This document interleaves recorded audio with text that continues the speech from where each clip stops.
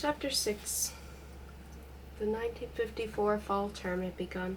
Again, the marble neck of a homely Venus in the vestibule of Humanities Hall received the vermilion imprint and applied lipstick of a mimicked kiss. Again, the Wayndale recorder discussed the parking problem. Again, the margins of library books.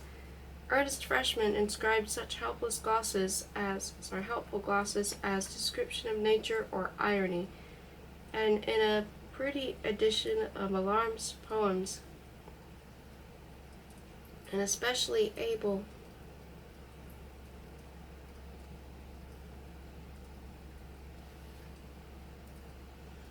scholiast had already underlined in violet ink the difficult word "whissow" and scrawled above it birds. Again, autumn gales plastered dead leaves against one side of the latticed gallery leading from Humanities to Frieze Hall. Again, on serene afternoons, huge amber-brown monarch butterflies flapped over asphalt and lawn as they lazily drifted south, their incompletely retracted black legs hanging rather low beneath their polka-dotted bodies. And still the college creaked on. Hard-working graduates with pregnant wives still bore dissertations on Dostoevsky and Simone de Beauvoir. Literary departments still labored under the impression that Stendhal, Galsworthy, Reiser, and Mann were great writers. Word plastics like conflict and pattern were still in vogue. As usual, sterile instructors successfully endeavored to produce by reviewing the books of more fertile colleagues, and as usual, a crop of lucky faculty members were enjoying or about to enjoy various awards receiving earlier in the year. Thus, an amusing little grant affording the versatile star couple, baby-faced Christopher Starr and his child wife Louise, of the Fine Arts Department, the unique opportunity of recording post-war folk songs in East Germany, into which these amazing young people had somehow obtained permission to penetrate. Tristram W. Thomas, Tom to his friends, professor of anthropology, had obtained $10,000 from Mandeville Foundation for a study of the eating habits of Cuban fishermen and palm climbers. Another charitable institution had come to the assistance of Dr. Bodo von Falternfels to enable him to complete a bibliography concerned with such published manuscript material as has been devoted in recent years to a critical appraisal of the influence of Nietzsche's disciples on modern thought. And last but not least, a bestowal of particularly generous grant was allowing the renowned Wayndale psychiatrist, Dr. Rudolf Aura, to apply to 10,000 elementary school pupils the so-called fingerbowl test, in which the child is asked to dip his index in cups of colorful fluids, whereupon the proportion between length of digit and wetted part is measured and plotted in all kinds of fascinating graphs. The fall term had begun, and Dr. Hagen was faced with a complicated situation.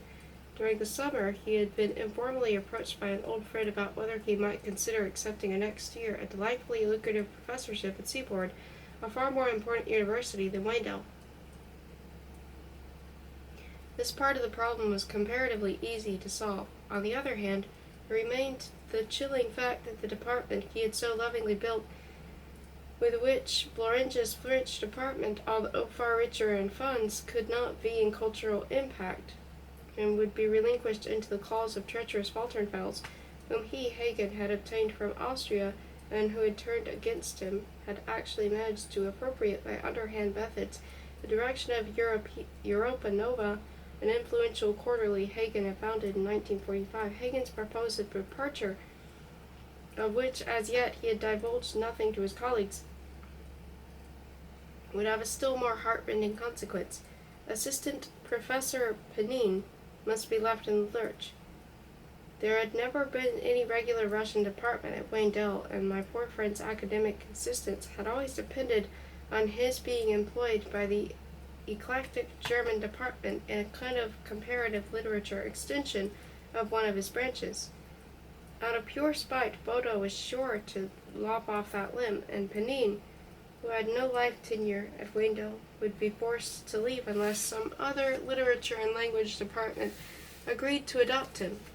The only departments that seemed flexible enough to do so were of English and French, But Jack Cockerell, chairman of English, disapproved of everything Hagen did, considered Pnin a joke, and was in fact unofficially and hopefully haggling for the services of a prominent Anglo-Russian writer who, if necessary, could teach all the courses that Pnin must keep in order to survive. As a last resort, Hagen turned to Florange. Two interesting characteristics distinguished Leonard Florange, chairman of French literature and language. He disliked literature and he had no French. This did not prevent him from traveling tremendous distances to attend modern language conventions, at which he would flaunt his ineptitude as if it were some majestic whim, and parry with great thrusts of healthy humor any attempt to inveigle him into the subtleties of the parlez-vous.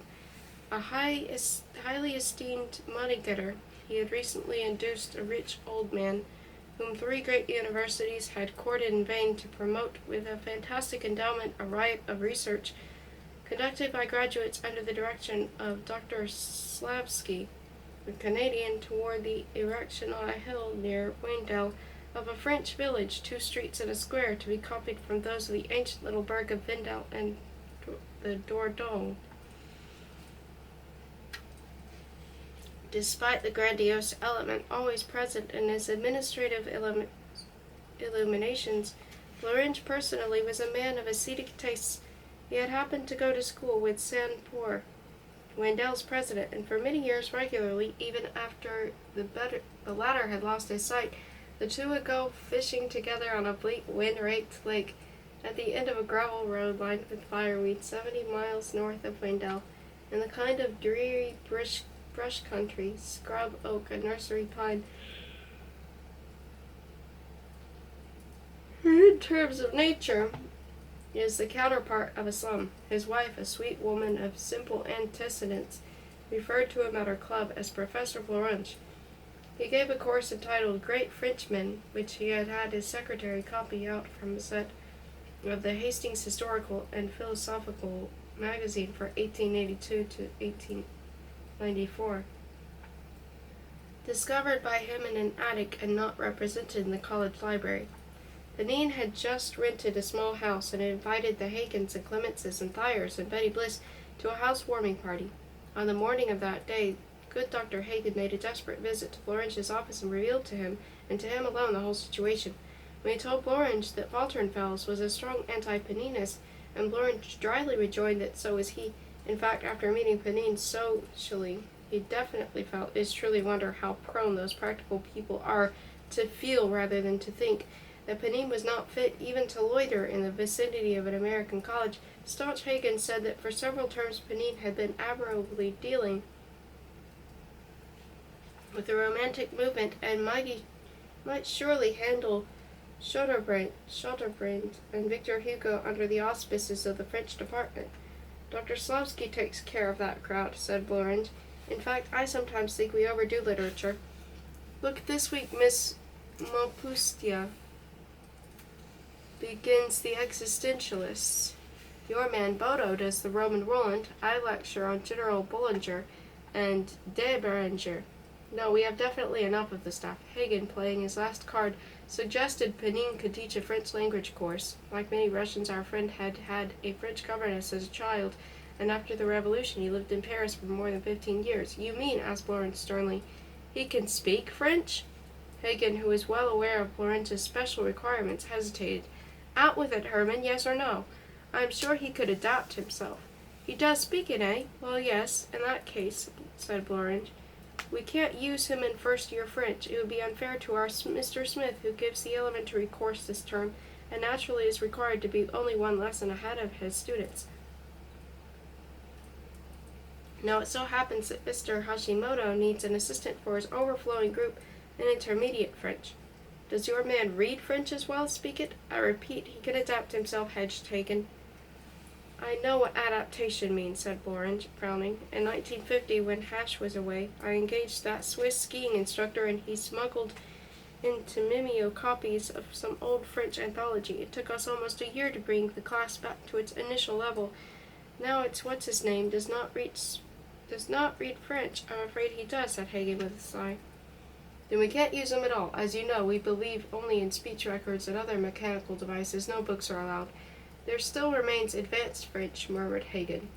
Carolina Slavsky and I take care of that, answered Florange. For Pnin, who was totally unaware of his protector's woes, the new fall term began particularly well. He had never had so few students to bother about or so much time for his own research. This research had long entered the charm stage, when the quest overrides the goal, a new organism is formed, the parasite, so to speak, of the ripening fruit. Pnin averted his mental gaze from the end of his work, which was so clearly in sight that one could make out the rocket of an asterisk, the flare of a sick. This line of land was to be shunned as the doom of everything that determined the rapture of endless approximation. Index cards were gradually loading a shoebox with their compact weight. The collation of two legends, a precious detail in manners or dress, a reference checked and found to be falsified by incompetence, carelessness, or fraud, the spine thrill of felicitous guess, and all the innumerable triumphs of Bejouristny, disinterest, devoted scholarship. This had corrupted Pnin. This had made of him a happy footnote-drugged maniac who disturbs the book mites in a dull volume, a foot thick, to find in it a reference to an even duller one. And on another more human plane there was a little brick house they had rented on Todd Road at the corner of Cliff Avenue.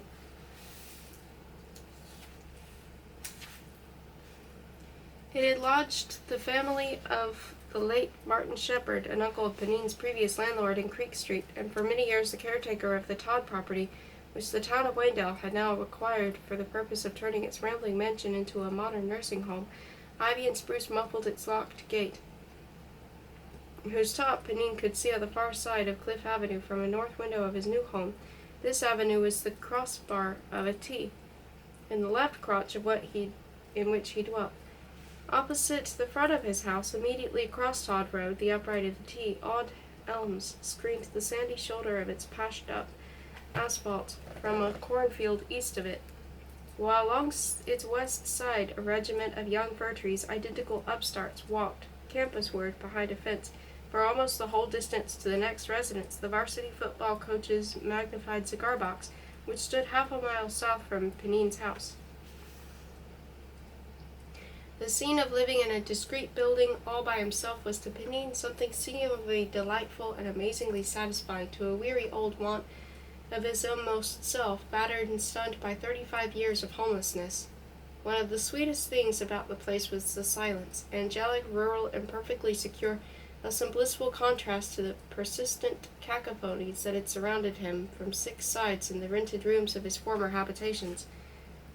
And the tiny house was so spacious. With grateful surprise, Pnin thought that there had been no Russian Revolution, no exodus, no expatriation in France, no naturalization in America. Everything at the best, Timothy, would have been much the same. A professorship in Kharkov or Kazan, a suburban house such as this, old books within, late blooms without.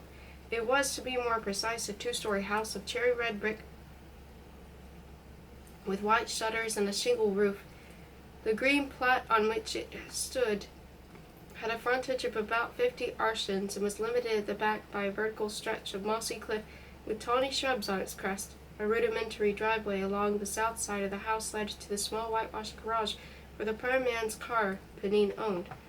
A curious basket-like net, somewhat like a glorified billiard pocket, lacking, however, a bottom, was suspended for some reason above the garage door, upon the white of which it cast a shadow as distinct as its own weave, but larger in a bluer tone.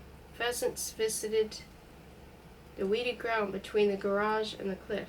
Lilacs, those Russian garden graces, to whose springtime splendor all honey and hum, my poor Pnin greatly looked forward, crowded in sapless ranks along one wall of the house, and a tall deciduous tree, which Pnin, a birch, lime, willow, aspen, poplar, oak man, was unable to identify, cast its large heart-shaped, rust-colored leaves in Indian summer shadows upon the wooden steps of an open porch.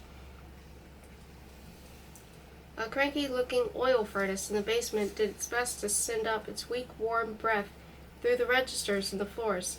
The kitchen looked healthy and gray, and Pnin had a great time with all kinds of cookware, kettles and pans, toasters and skillets, all of which came with the house. The living room was scantily and dingily furnished. but had a rather attractive bay harboring a huge old globe, where Russia was painted a pale blue, with a discolored or scrubbed patch all over Poland. In a very small dining room where Pnin contemplated arranging a buffet supper for his guests, a pair of crystal candlesticks with pendants was responsible in the early mornings for iridescent reflections,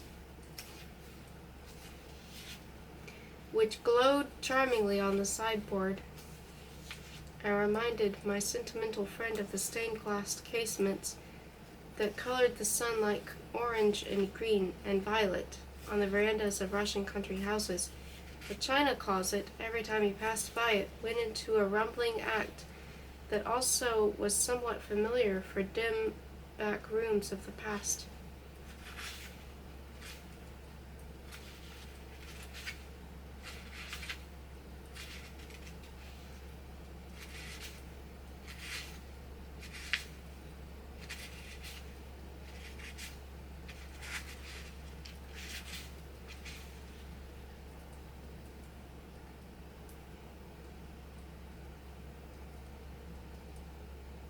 The second floor consisted of 2 bedrooms, both of which had been the abode of many small children with incidental adults. The floors were shaped by tin toys.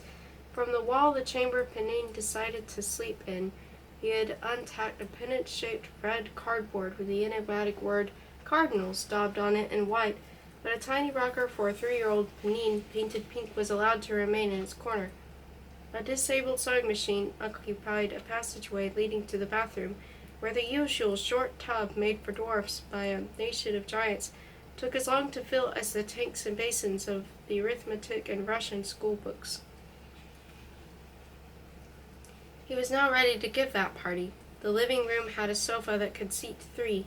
There were 2 wing-back chairs, an overstuffed easy chair, a chair with a rush seat, 1 hassock, and 2 footstools. All of a sudden he experienced an odd feeling of dissatisfaction as he checked the little list of his guests. It had body, but it lacked bouquet. Of course, he was tremendously fond of the Commences, real people, not like most of the campus dummies, with whom he had such exhilarating talks in the days when he was their roomer. Of course, he felt very grateful to Herman Hagen for many a good turn, such as that raise Hagen had recently arranged. Of course, Miss Hagen was, in Wendell parlance, a lovely person. Of course, Miss Thayer was always so helpful at the library, and her husband had such soothing capacity for showing how silent a man could be if he strictly avoided comments on the weather. But there was nothing extraordinary, nothing original, about this combination of people, and old Pnin recalled those birthday parties in his boyhood, the 6 children invited who were somehow always the same, and the pinching shoes and the aching temples and the kind of heavy, unhappy, constraining dullness that would settle on him after all the games had been played and a rowdy cousin had started putting 9 new toys to vulgar and stupid uses, and he also recalled the lone buzz in his ears when, in the course of protracted hide-and-seek routine, after an hour of uncomfortable concealment, he emerged from a dark and stuffy wardrobe in the maid's chamber, only to find that all his playmates were already gone home.